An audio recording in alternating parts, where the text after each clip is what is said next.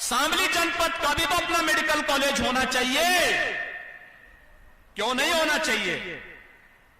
सुरक्षा का हम पुख्ता इंतजाम करेंगे और हमने तय किया है सुरक्षा के साथ किसी को खिलवाड़ करने की छूट नहीं देंगे, कानून को हाथ में लेने की किसी को छूट नहीं।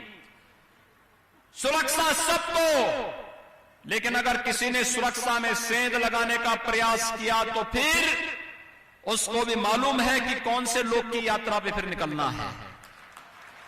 और इसलिए भाइयों बहनों, ये कैराना, इसका अपना इतिहास रहा है। कभी कैराना घराना मशहूर था संगीत के क्षेत्र में, शास्त्रीय संगीत के क्षेत्र में इसकी अपनी एक पहचान थी। पूरा भारत का फिल्म जगत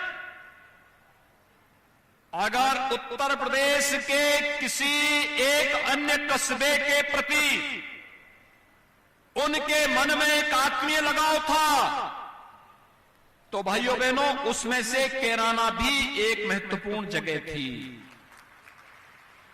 लेकिन आज कैराना घराने की पहचान को कुछ लोगों ने अपनी फितरत और अपनी नफरत की भावना के साथ इसकी इस पहचान को मिटाने का कुत्सित प्रयास किया। यहां के व्यापारियों को, यहां के नागरिकों को पलायन करने के लिए मजबूर किया था।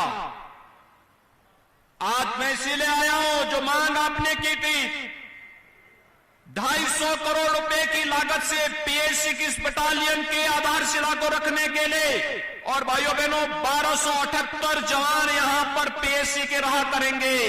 और पीएसी का जब डंडा चलेगा तो बड़े से बड़े दंगाई अपने आप ही दूसरे लोग की यात्रा करता हुआ दिखाई देगा।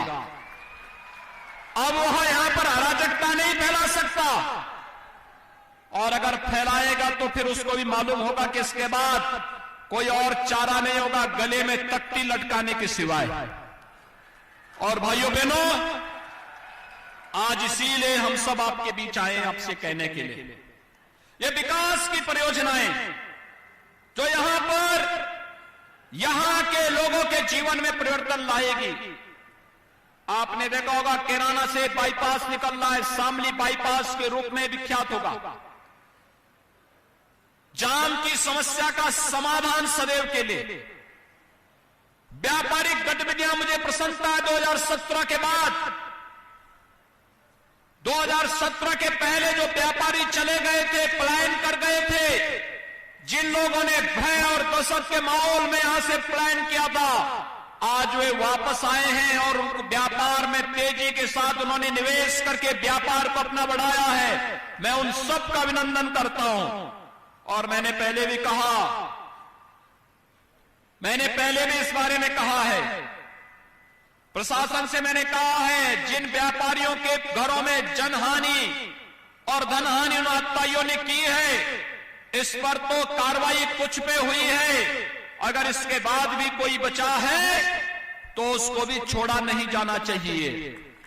दूसरा, उन पीड़न के शिकार हुए लोगों को हम सरकार की तरफ से भी मुआवजा देंगे, उनको हम सम्मान को आगे वे व्यवसाय कर सकेंगे, इसके लिए सरकार की तरफ से हम उन्हें सहायता उपलब्ध करवाएंगे।